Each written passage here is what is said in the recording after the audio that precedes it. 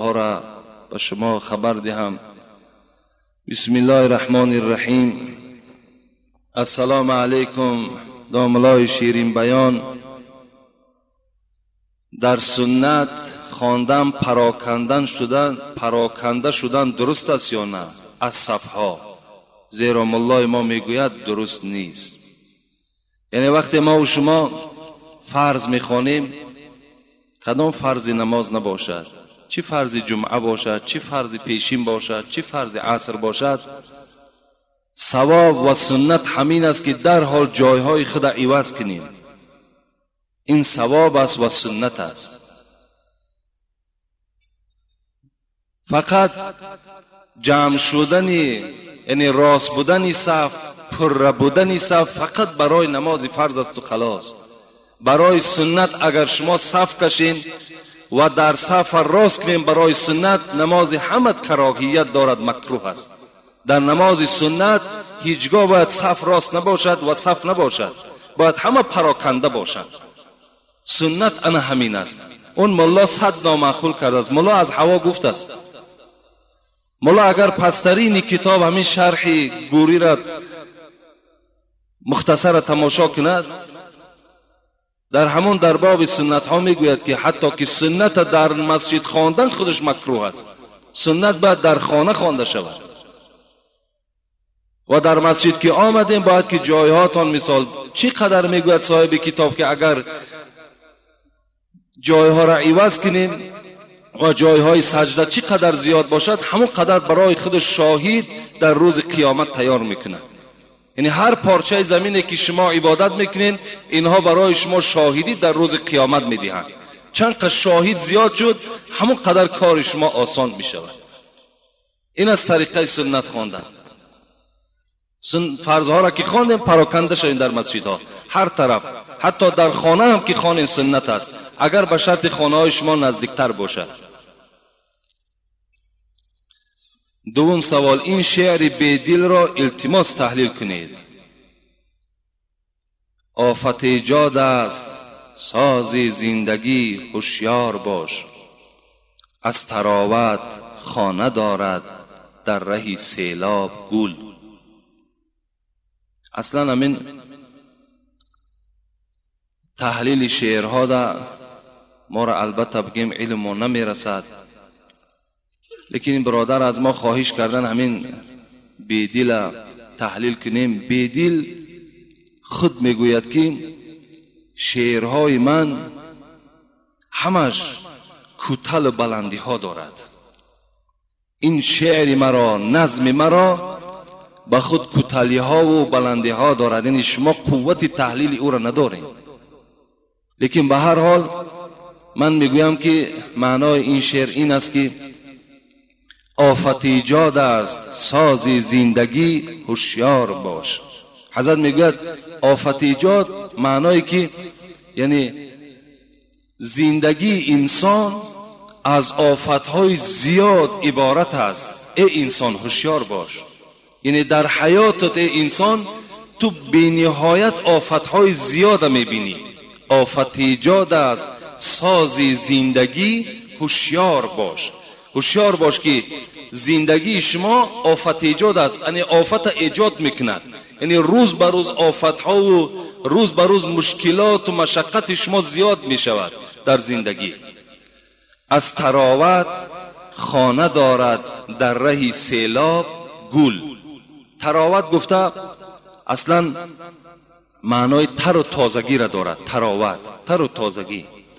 میگوید که گل برای آنه که همین تر و تازه بماند، خانه دارد در ره سیلاب گل. همین ره سیلابه را، ره سیلاب یعنی ره سیلابه آب، همین گل برای آنه که تازه بماند، دائم شکفته بماند، برای همین تازگی و حیات بردوامش همین ره سیلاب برای خودش اختیار کرده است. انا انسان هم میگه زندگیش مثل گل است. بلای آنه که مثال همین آدم زنده ماند، حیاتش بردوام ماند، باید که همین مشقت هایی که در بالاش میاد همین ها را باید که چیکار کند؟ تحمل کند و روپرو شود. چی گونه که گل از سیلاب یعنی از آمدن سیل عذاب دارد، مشقت دارد. این از همین معناش باور میکنم دیگر از این ممکن که دیگر تحلیلی نداشته باشد.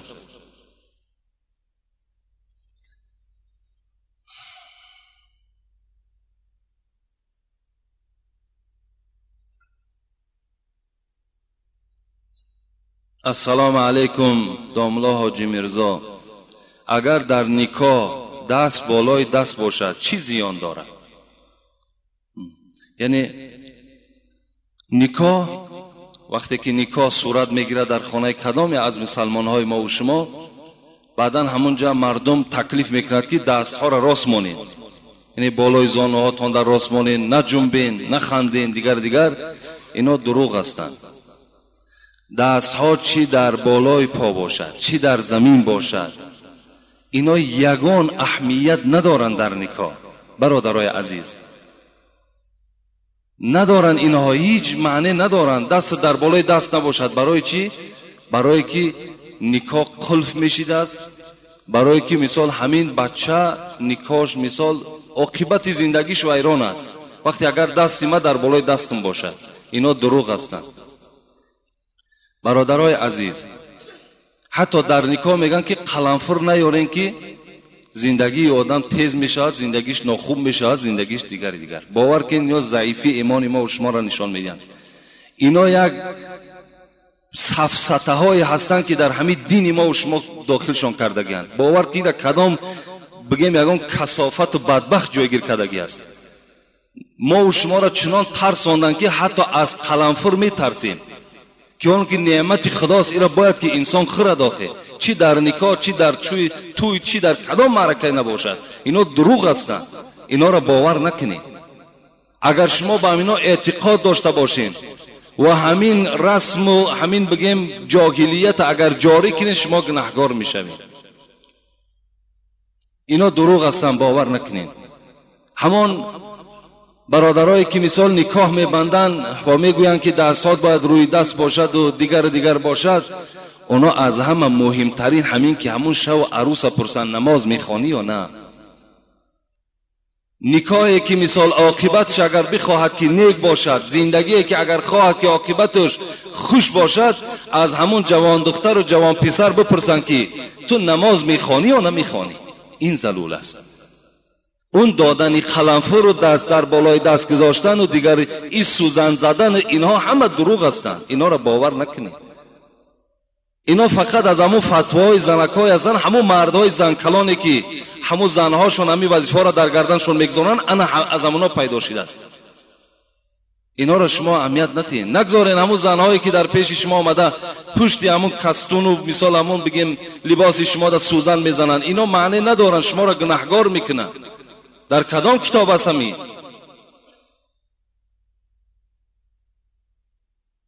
از اینها را دیده باید که همون دختره، همون جوان مثال جوان پسر تربیه اسلامی دادن در کار، اخلاقی خوب داشته باشد.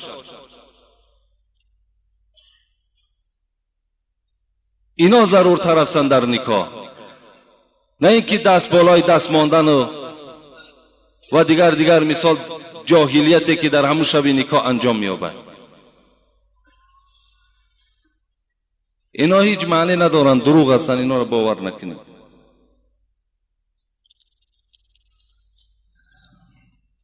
السلام علیکم که حاجی میرزا 5 سوال کردن. همین یک سوال 2 سوال کنین. بعد به نهایت بعضی برادرها تمام زندگیش 3 ورق 4 ورق می نویسد. ننویسین، همون مختصرا همون سوال بگو، چیزی هست قوت مرسی جواب میگیم، نشد میگیم پیش دیگر کس را. آیا بشیر نان مزارها قسم خوردن چه خیل است؟ شرک است.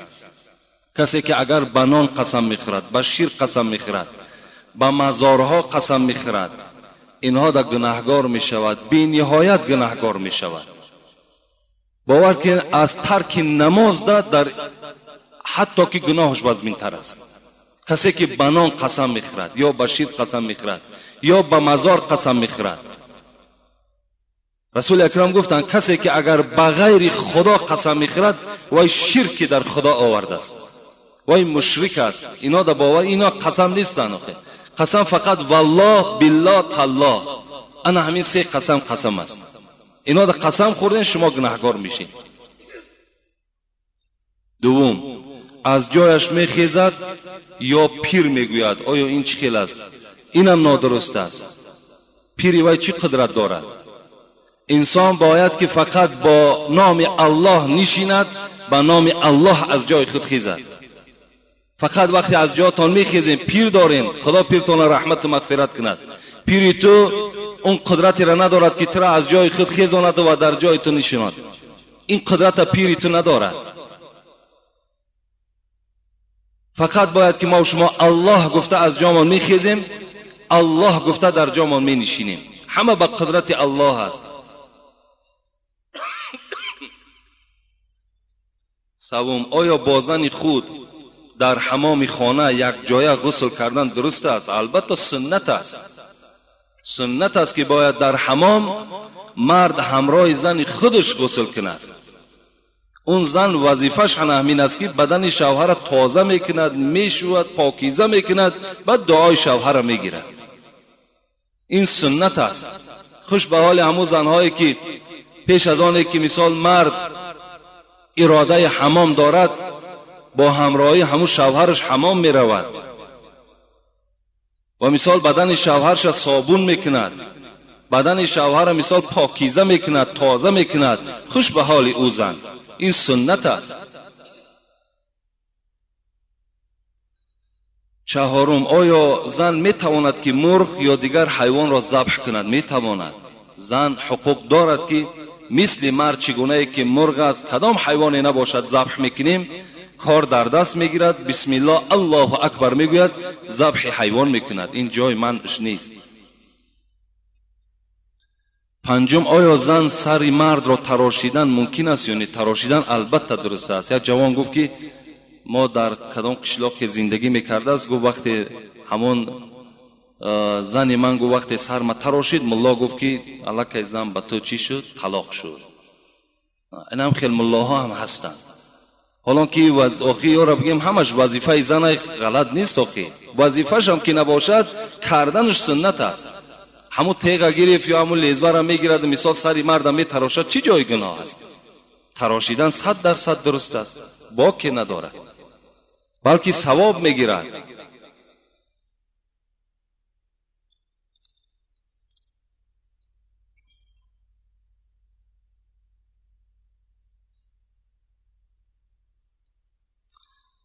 یکم سوال. السلام علیکم. آیا ابورت جایز است؟ ابورت جایز است. ابورت کردن یعنی در زنها میگویند تا 4 ماهگی اگر زن خواهد که مثال همون شکم بدگیش تازه کند، حقوق دارد، اسلام هم رخصت میدهد که رفته تازه کند. لیکن 4 ماه که شد الکی جان در بدن این کودک در آورده می شود از روی آیت ها و احادیث های پیغمبر. این صورت در وقتی که وی ابورت میکند الکی همچه قاتل نفس به حساب می رود، یعنی همچه آدم کش به حساب می رود. برای تا 4 ماهگی اگر مثال خواهد همون زن یگان سبب های داشته باشد می تواند که ابورت کند، اینجا گناهکار نمی شود. دوم، یک داملا مهمانی آمده بود، گفت که با میکروفون گپ زدن حرام است. همون مهمانی چه کند؟ ما به مهمان هم خودمان میدونیم شکر خدا که با میکروفون درست است یا نادرست است. فتوای مهمان ما در کار هم نیست. شکر خدا هم کتابی جمع کردیم داریم که دیگر نه با مهمان در کارمانه، نه مولوی و نه اولیا. شکر خدا همش حل است. الحال یگان کمبودی الحمدلله در بین داملاهای ما و شما نیست، همه مسئله جوابش مییابد. برای همین هر مهمان که آمد همون مهمانیش کند، دیگر میکروفون حرامه، دیگرش حرام است، این حرام حلالش هم خودشون حل میکنه.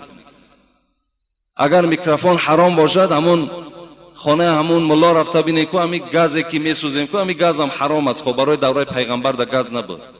این چراغایی که خانه در شب در میتیم اینا حرام هستن. خب دوره پیغمبر در چراغ نبود. این جلک ها دوره پیغمبر در نبود، پوشیدنش حرام است. خب اون ماشین هایی که میشینن راحت کده رفته آمده هستن اینا هم حرام هستند. برای همون ملایی که انا میره میگه حرام است، برای ما حلال است. چی جای حرامی دارد وقتی که صدای مرا اطرافی ها همه میشنوند؟ چی جای حرامی دارد؟ اینا همون ملاهای هستند که بیچاره تا حال چشم شورا نکشودند. آن چیزی که در همون پیش دیدن کتاب قدیمینه همون را قپیده ایستادگی‌اند. دیگر این پیشرفتی دنیا و زمانه به اینا هیچ دخالت نداره. همون ملا کار شکند برود، دیگر مهمانی شکند. سلام علیکم داملای عزیز. زنی اکه را گرفتن درست است در اسلام یا دادر؟ زنی اکه را بعد وفات اکه یا دادر درست است؟ اگر مثال وقتی که برادرت از دنیا میگذرد یا دادرت از دنیا میگذرد، یعنی علاقه زنی او برای تو بیگانه می شود، اسلام رخصت می دهد که چی زنی اکه باشد چی زنی دادر باشد در نکاح خود درآری. اینم به خاطر همون فرزندهایی که باقی مانده است.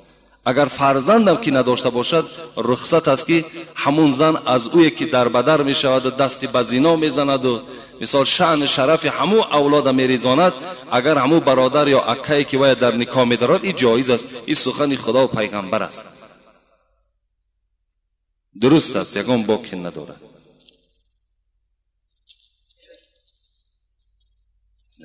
می نویسند که دیگر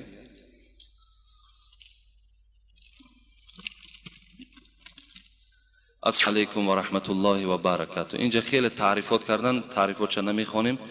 من از شما یک خواهش احترام دارم که من در قشلاق کارز بالا ملا سلطانی میگویند در آنجا استقامت میکنم.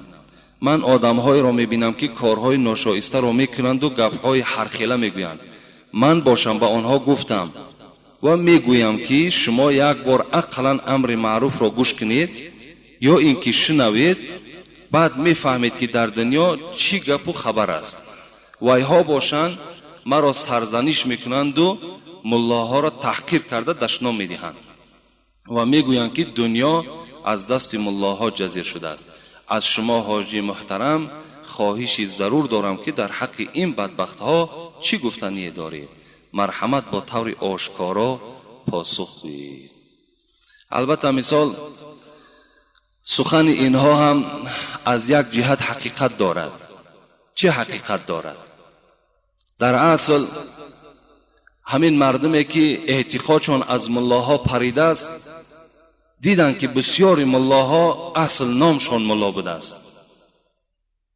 اصل نامشون ملا بوده است، در اصل ملا نبوده اند. ملا باید که دائم خدمت بر اسلام کند و دائم دلسوز اسلام باشد.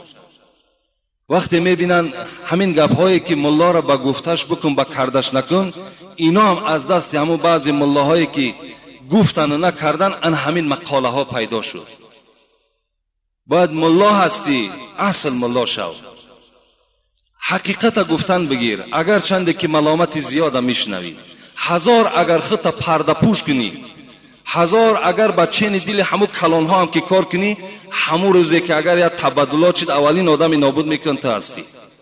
دیگر آفتاب به دامن پشانده نمیشد که کن من ملا نیستم گفته و حالت دخته پنهان کنی، اولین نفری میکشن تا هستی.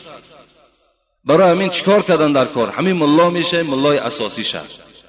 ملا نمیشه این مثال با سله و با کله و با جیلک و با منافقی مثال راه یافتن در بین مردم بسیار بسیار گناه کلان است. امروز تمام ملاها را از پشت مثال یک ملا یا دو ملا تحقیر میکنند. به خاطر چی است؟ به خاطر که همون ملا در اصل مثال ملا نیست، همون نام ملاگی دارد. شاید مسجد نمی رود، شاید که خیر خدایی شود بعد مثال مسجد ها رود. همون ملا مثال معرکه های می شود که اسلام او را رخصت نمی دهد. مردم اینا که می بینن اعتقادشون از ملا می پرند. لیکن اصل شما هیچ گام اعتقاد شما از پیشواها و ملاهای شما دور نشود. ملاها در بین شما برادرای عزیز مثل همین چراغی که روشنی میدهد مثل همین است. و ملا البته به البته در نزد خدا هم قدر دارد، باید در نزد شما هم احترام داشته باشد. کسی که مثال دشنام میدهد اگر از جهت نافهمی باشد و یک سبکی دارد، لیکن کسی که اگر دیده و دانسته ملا را بد میبیند و مثال دشنام میدهد، این حالت اوای گناهگار میشود. من چیز دیگر نمیگم برای این.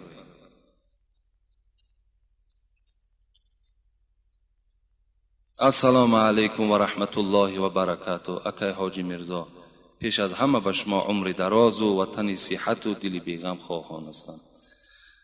من خیلی فخر میکنم که در شهر کولاب باستانی زندگی میکنیم و این خیل حاجی را صاحب هستیم. من از شما یک خواهش دارم که به سوال من پاسخ گردانید. در کتاب قرآن گفته شده است که بعد نماز بامداد، یعنی بعد از فرض نماز بامداد، یگان نماز نیست. اگر بعد نماز بامداد نماز نفل یا یگان نماز دیگر خوانی، این درست است یا نه؟ خواهش دارم این سوال را پاسخ گردانید. با احترام، من یک مخلص امر معروف شما هستم. یعنی من اول همون آیت همه نویساندین که در کدام جای قرآن گفته است که بعد نماز بامداد دیگر هیچ نماز نیست. خوبش این میشد، لیکن بعد نماز فرض بامداد خواندن نمازهای نافله جایز نیست. یعنی نمازهای سنت، نمازهای نافله را خواندنش در مذهب ابو حنیفه جایز نیست خواندن تا آفتاب برآمدن. آفتاب که برآمد، بعد نمازهای نافله را، یعنی نمازهای زیادتی را خواندنش از روی مذهب ابو حنیفه چی می شود؟ جایز می شود. یعنی بعد نماز فرض تا برآمدن آفتاب، اگر مثال شما اگر نماز قضایی خوانین با که نداره، نمازهای قضایی را خواندنش درست است، با که نداره. یا نماز جنازه باشد، با که نداره. یا سجده تلاوت برای 14 جای قرآن که سجده تلاوت دارد، اگر ادا کنه با که ندارد. فقط نماز نافله را، یعنی نمازهای زیادتی که در مثال شکر وضو میخوانین، تحیه مسجد میخوانین و دیگر مثال در حق پدر و مادر، اینها را بعد فرض دیگر اجازت نمیتن. یعنی همین بعد صبح که دمید فقط سنت و فرض هم بامداد خوانده میشود، خلاص. نمازهای نافله فقط تا دم صبح است. صبح که دمید اینها را دیگر خواندنشان از روی مذهب ابو حنیفه جایز نمیشود. السلام علیکم داملای عزیز، من شنیدم که نماز قضا شود فرض میخوانی، سنت نمیخوانی. درست است؟ البته نماز که قضا شد فقط همون فرضاش میخوانین و دیگر سنت نمیخوانین. یعنی فرضها قطعی نماز ویتر خوانده میشود و خلاص، دیگرهاش خوانده نمیشود. السلام علیکم بابای داملا، خواهش میکنم با این سوال من جواب درستتر جواب دهید. اگر پدر پسر را بگوید که به بازار رو، پسر بگوید که وقت نماز شده است، من به نماز می روم، آیا این ناگپگیری می شود؟ البته مثال پدر و مادر پیش از آنه که مثال فرزند پای کار میگیرن، اگر فرزند گوید که مثال پدر وقت نماز شد، من باید که رفته اول نماز خوانم بعد از پای مثال سخن شما شوم، پدر گوید میلش بچم همراه بچه خود باید که به مسجد آمدن نماز خواند، این افضلتر و بهترتر است. لیکن اگر ضرور باشد پدر بیمار است یا دیگر مثال وقتی فرزند نماز خواند بعداً مثال شاید که یگان فلاکت و یگان بیماری پدر زیاد شود یا یگان تشویش باشد، این صورت فرزند سخن پدر مثال قبول میکند، به مسجد نمیاد و رفته از پای مثال همان بازاری پدرش میشود. لیکن اگر هیچ مثال کار نباشد، هیچ مثال تشویش نباشد، بیماری نباشد، باز بازم این پدر گوید که بگذار همون مسجد از پای مثال سخن من شو، اینجا هم از پای سخن پدر میشود، لیکن گناهگار پدر است. دوم، الله اکبر چند معنا دارد؟ خیمون الله اکبر از همه معنای مثال ساده و عیانش همین است که خدا بزرگ است. الله اکبر این بزرگی را میدهد، خدا بزرگ است. از همه ساده و عادیش همین است. السلام علیکم داملای عزیز، بجای برابرم از نام یک مخلص شما. داملای عزیز و بجام برابرم از نام یک مخلص شما. یکم، بعد سنت پیشین تا انتظار جماعت فرض نفل گزاریدن ممکن است یا نه؟ اگر گذاشت چی می شود؟ یعنی بهترش که نگذارد. مثال سنت پیشین که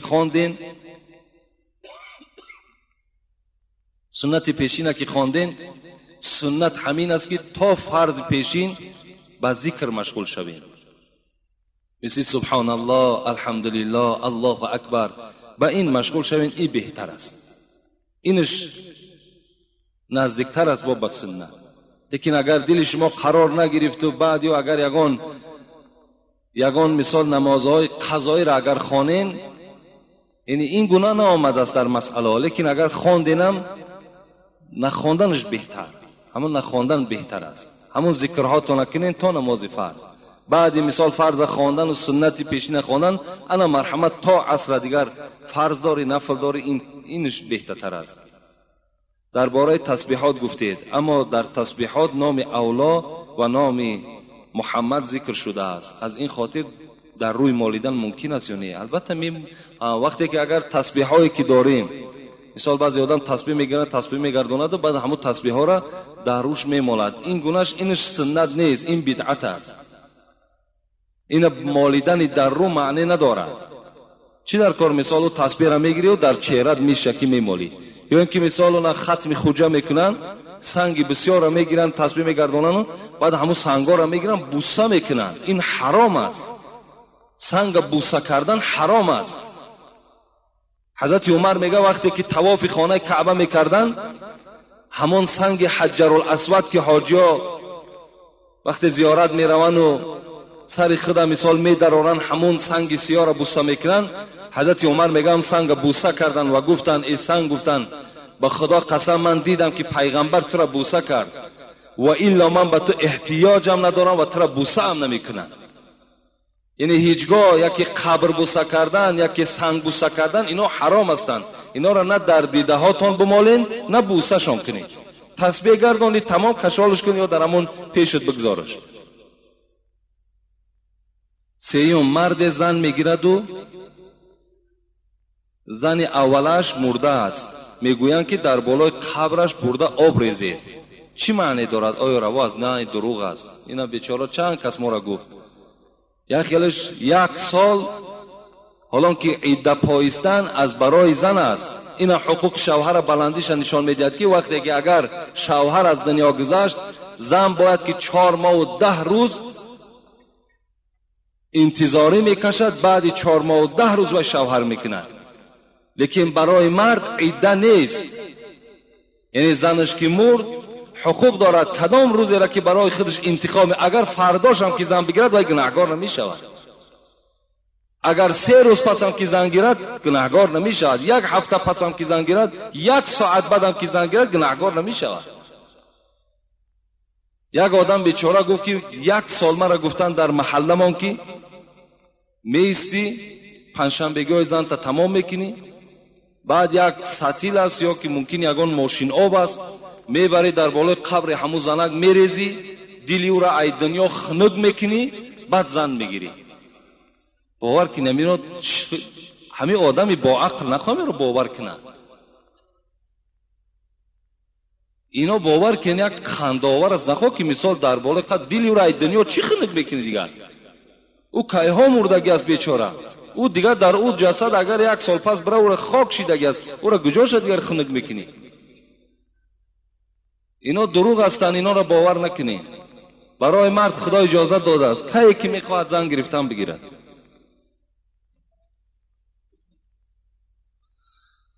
السلام علیکم و رحمت الله و برکاته. ما یک گروه به نماز جماعت خانی به کلاب می آمدیم.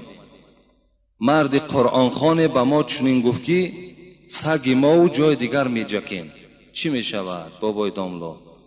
مرا با تمسخر کردن شما در حق همین خیل آدم چی می گویید؟ با سلام یک گروه مخلصان شما. یک قرآن خان بیچاره بسیاری قرآن خانی هستند که رسول اکرم میگوید بسیاری قرآن خانی هستند که همون قرآن به اونها لعنت میگوید. اگه قرآن خانی دلیلی او را ندارد که تو را از نماز جماعت آمدن من میکنه. برادرها از دوشنبه می آیند، از حصار می آیند، با امید ثواب می آیند که چند قدر راه زیاد طی کنیم و امر معروف گوش کنیم تا که در نامه اعمال ما خداوند ثواب بنویسد. خدا رحمت کند محمد صاحب ایرانی را میگوید در سخن گفتن خطای جاهلان پیدا شود. تیر کج چون از کمان بیرون رود رسوا شود. همین آدم جاهل از سخن گفتنش الان شما میفهمید. همین سخنی که وای گفت این علامت جاهلی وای نشان میدهد، علامت بی‌عقلی و بی‌علمی همون آدم نشان میدهد. که یک آدمی که سعی دارد، کوشش دارد که رفته در یک مسجد نماز جماعت خوانم، امر معروف گوش کنم، با این گونه مثال سخنهای قبیح پیش راه او را میگیرد. محمد صاحب ایرانی میگوید مخور صاحب، خدا رحمتش کند، کلیاتش نزد ما هست، مخور صاحب فریب فضل امامه زاهد. امامه زاهد گفته سله را میگن، میگد که از همه سله دارا فریب سله دارا نخور. میگد مخور صاحب فریب فضل، فضل گفته سله کلان میگن، مخور صاحب فریب فضل امامه زاهد که در گنبد ز بیمغزی صدا بسیار میپیچد. همین گنبد زبین میگه یک گنبد کلانه که درنش خالیه، ها بگو ده بار ها ها ها میگن. همون کله همون آدمایی که این گونه سخنها را میگن و سله ها در تاری سرش هم مثل گنبد همون خالی است، چی ندارن اونا. بسم الله الرحمن الرحیم. السلام علیک و رحمت الله و برکاته. اکای حاجی اول بخشید از شما در رضا بودن پدر و مادر یک چند سخنهای مبارک میگفتی. این سوال اولی من است. دوم، معلمانی که از خوانندگان یا اونیورسیته یا کالج از اگزامین یا زچات پول میگیرند، آیا برای مسلمان این حرام است یا نه؟ التماس اکای حاجی به سوال ما جواب پره میگفتید، دل ما قرار میگرفت. البته درباره پدر مادر ما کسیته ها داریم. برادر عزیز مراجعت کن، از همون کسیته ها به نهایت بهره زیاد میگیری. دو کسیته خاصه درباره احترام پدر مادر است. اگر مثال چیزی که خواهی از داخل اونها تو البته یافت میکنی. و سوالی که معلم ها چه از اونیورسیته باشد، چه از اینستیتوت باشد، چه از مکتب های میانه باشد، چه از کالج ها باشند، برای زکات و برای مثال بها گرفتن وقتی پول میگیرن، باور کن خیانتی در جمعیت کردگی هستند.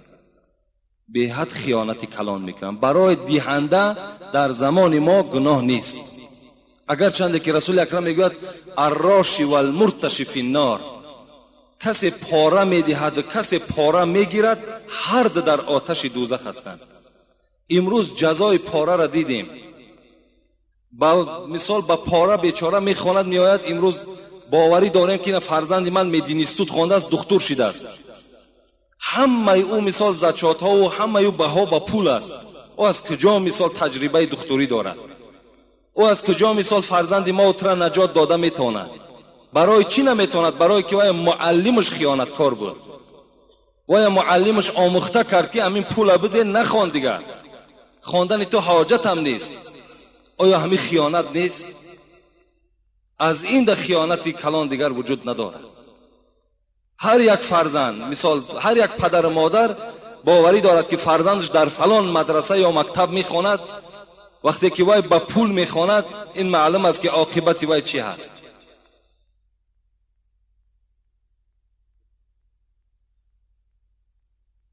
و البته آدم دهنده در این زمان ما گناهگار نمی شود، زیرا اگر حاضر ما فرزندا مانده از جهت فرزندا ما پاره ندهیم و دیگر داخل نمیکنند. فرزند ما دیگر در او یونیورسیته یا که در مثال همون مدینیستوت خوانده نمیتوانند تا اگر پاره ندهیم. امروز پاره ما میدهیم، لیکن همون گیرنده ها گناهگار هستند، دهنده ها گناهگار نیستند. بسیار عملی زیشت است. شهر دوشنبه، بوربت 56 صنوبر. السلام علیکم داملای عزیز و محترم حاجی میرزا، اینا بر ما دادن. من با همراهی خواهرانم از دوشنبه آمدیم و امروز به دیدار شما رسیدیم. ما در خردسالی امان از پدرمان جدا شدیم. پدرمان را ماشین زد و او مرد. مادرم که الحال جوان است و شوهر برآمد و از آن شکرانه میکنم که او بسیار آدمی خوب است و امروز که من 14 ساله نماز میخوانم. از شما داملای عزیز التماس میکنم که مرا و خواهران مرا و پدر و مادر مرا دعا کنید. خدای مهربان این خواهر اسلامی را همراه همه خواهرها و پدر و مادرش خدایا مغفرت گناه بکنی و مراد و مطلبهاشون خدا حاصل کنی. آمین یا رب العالمین. یک سوال بود بسیار از ما خواهش سخت کرده بودن از دوشنبه. السلام علیکم داملای شیرین سخن، این سوال از نام یک خواهر شماست. التماس به سوال من جواب گویید. من برادرم را با نمازخوانی دعوت کردم، اگر من او را یاری رسانم ممکن است؟ سوال دیگر، از وفات پدرم 2 سال گذشت، آیا من به منزل پدرم روم ممکن است؟ چنانه که میگویند رفتن زن به منزل ممکن نیست. التماس به من جواب پر دهید. با احترام خواهر عزیز شما. البته می توانید شما اون برادری که دارین یا پدری دارین شما نمازخوان کنین، در نماز یاردم کنین، این باکی ندارد، این البته ثواب میگیرین. لیکن به سر منزل پدر مادر رفتن، اگر چنده که حدیث ها برای رفتن هم هست، مثلا سخن فقها هم برای اجازت هم رفتن هست، لیکن الحال عالم های بگیم آخر معاصر حاضره ما و شما اجازت ندادن که زنها به سر منزل ها روند یا به زیارت مزار ها روند. یعنی این ده اجازت ندادن، گفتن نرفتن زن برای منزل، برای دعا کردن، مثال برای اولاد اجدادش به قبرستان ها، این بهتر است. از این خاطر همون خواهری که مثال میخواهد در حق پدر و مادر دعا کند، افضل و بهتر همین است که در خاندان 2 رکعت نماز خوان، در حق پدر و مادر ببخش، انشاءالله این بهتر است و این ثوابش زیادتر است.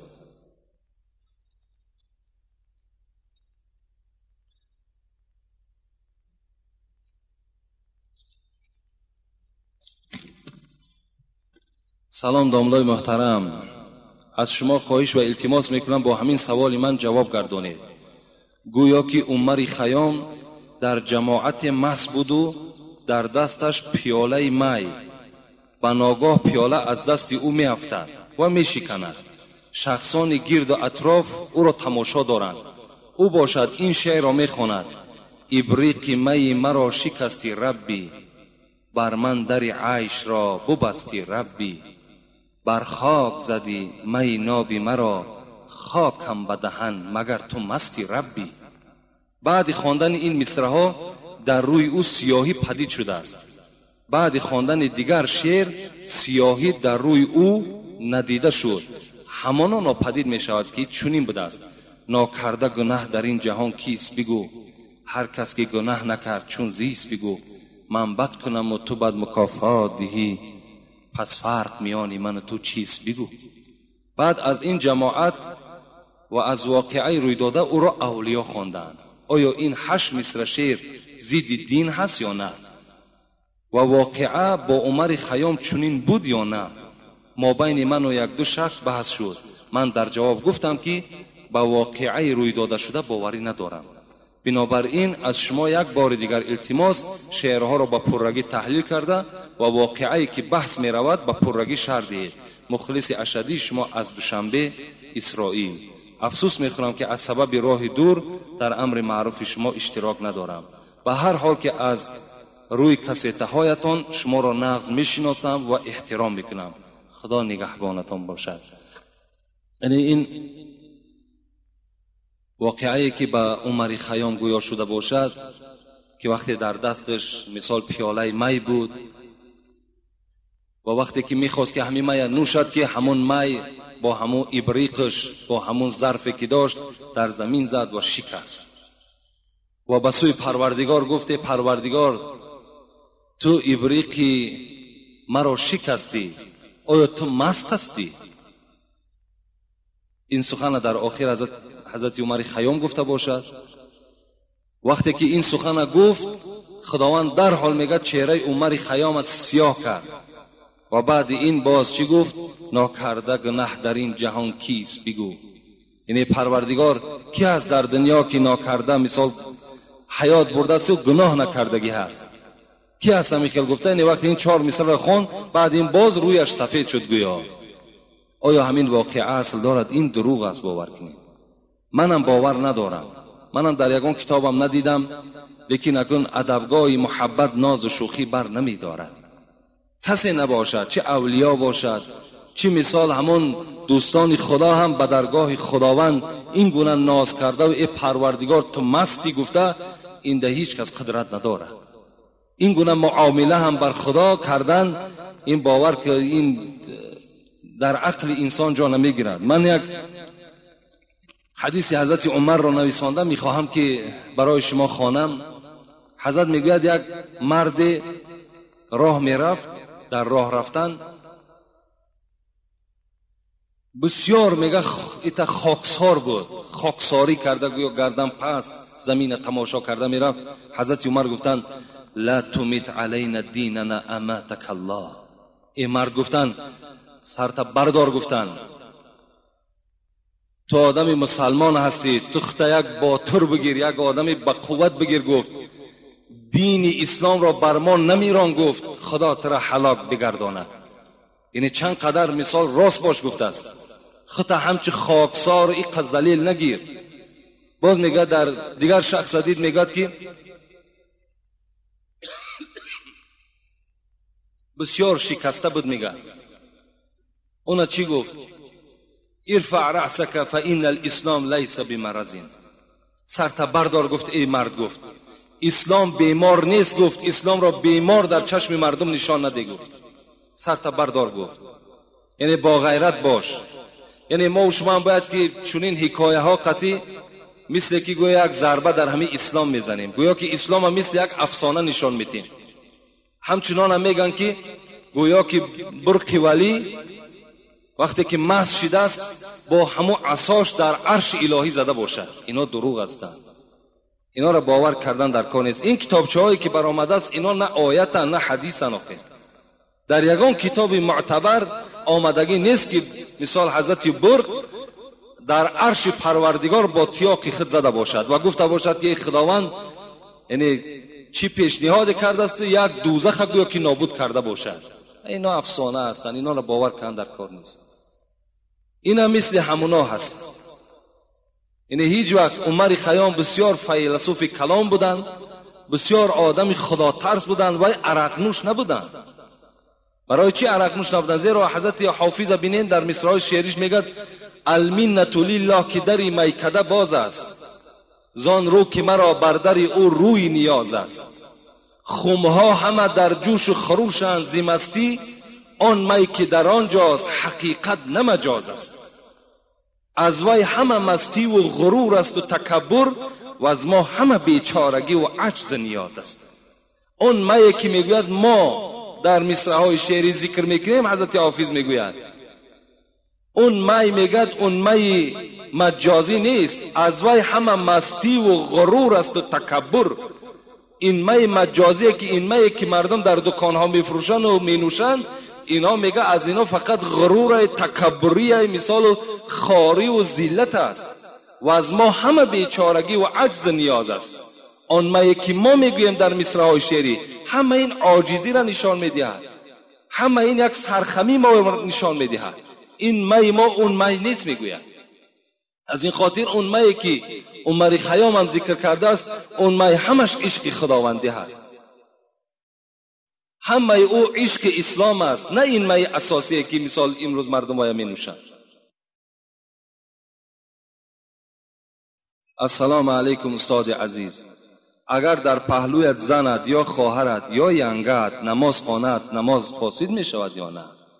این اگر در خانه شما نماز می خونین، یکی مادر در پهلوت نماز می خواند، زن در پهلوت نماز می خواند، ینگت در پهلوت نماز می خواند، خارزاد در پهلوت نماز می خواند، اینا در 4 شرط است. یکم شرط چی است؟ یکم نماز هر دی شما یک نماز باشد. مثال اگر هر دو نماز پیشین میخونین، اون کس در تو اقتدا کردگی باشد. یکم شرطش در پهلوی تو میسده، در تو اقتدا میکند، تو امام میشوی و وای مقتدی.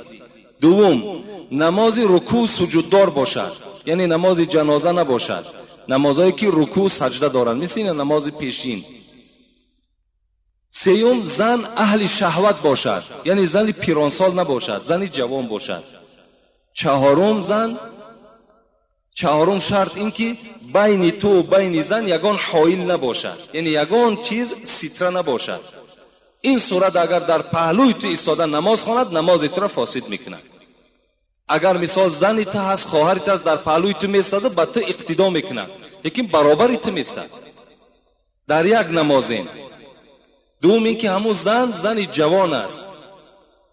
سوم که نماز رکوعدار است. چهارم که بین تو و بین او یگان پرده نیست. این حالت اگر در پهلوی تو نماز خواند، نماز فاسد میکند.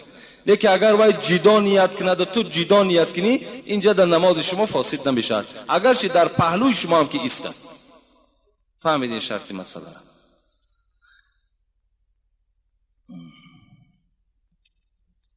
السلام علیکم داملای عزیز، من خواهر اسلامی شما هستم. سوالی دارم داملای عزیز. ینگه دارم، دادرم که شوهر اوست او را دشنام زیاد میدهد و او در مسجد شما نماز میخواند. در این موضوع چیزی میگفتی؟ یعنی این برادری که عائله خودش دشنام میداده است، یعنی البته ما در این بابها صحبت داشتیم و باز میگم که البته یک حق زنها بالای مردها این است که ولا تقبح، گفتم پیغمبر، شما زنها را دشنام ندهید، یعنی دشنام های قبیح نکنید. با زنها مثال با معامله خوب زندگی کنید. لیکن از همه امو زنها خواهش میکنم که مردها را تا همون حد نیارن که مثال همون مردها اونها را دشنام دهند. بسیارتر عیب زنها میشود. یعنی چنان معامله میکنن، چنان رفتار میکنن که همون عصب مرد ویران میشود و در حال وای دیگر کار اولش چی است؟ همون دشنام دادن است. اول از خواهرای عزیز التماس میکنم که مثال دائم کار کنن که اونها مهربان باشند. یعنی دائم در هر حالت مرد چیکار کنن؟ مثال دستگیری کنن، با مرد مثال مهربانانه رفتار کنن، انشاءالله اونها یگان دشنام نمیشنوند. السلام علیکم داملای شیرین زبان، ممکن است که برای مرد چله و زیره نقرگین، التماس جواب پر دهید. یعنی زیره نقرگینش جایز نیست، لیکن اگر چله نقره باشد جایز است. کدام مردی که اگر میخواهد که چله اندازد، فقط چله نقره، دیگر غیر چله نقره، دیگر چله ها را برای خود چی آهن باشد، چی میس باشد، چی طلا باشد، اینها را اختیار نکنید. از همه بهتر همین است که ترک چله کنید. در همون مسئله ها میگد که اگر ضرورت نباشد چله نه اندازد مردها. یک اگر چی قدر محبت داشته باشد میلش چله نقرگین اندازن، اینش سنت است. لیکن اگر ضرورت نباشد باکی ندارد، دیگر حاجت هم نیست که شما مثال سال همون چله استفاده کنید.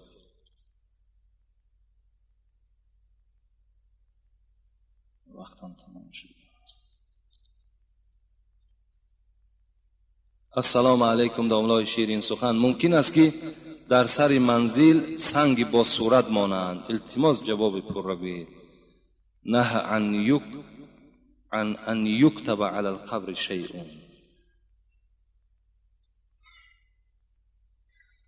یعنی در سر قبرها سنگ با صورت ماندن یا سنگی که اگر در او چیزی نویسانده باشد، اینها را پیغمبر نهی کردند که در سر قبرها شما سنگهای صورتدار و سنگهایی که مثال در اون مصرعهای شعری و دیگر تولد و دیگر نویسانده هستین، اونها را پیغمبر یعنی نویساندن در سنگها را منع کردگی هستند در حدیثا.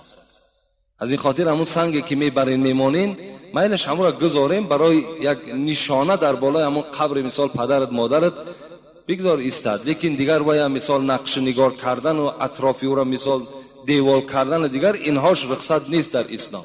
همه اینا اسراف میشوند. بسیار خوب میشه در همون نزد درخت مثال هم پدرت مادرت یک درخت بشینان، یک درخت شینان، امرا آب ته مثال همون سبز شود، دایی مثال هم ذکرگو میشود، هم یک یاردمچی برای همون قبر پدر و مادر شما میشود. این بهتر است از این قدر مثال عمارت هایی که در بالای قبرها میکنید. امروز باز این حکومت خودش به ذمه گرفته است مثال آبادی قبرستان ها را همون خودشان میکنن، آینده آیسته آیسته درخت هم میکنن، راه هم میکنن، البته آباد میشن. حاجت دیگر به همین سنگ های نویساندن و صورت کردن ما و شما نیست. و آخر دعوانا ان الحمد لله رب العالمین.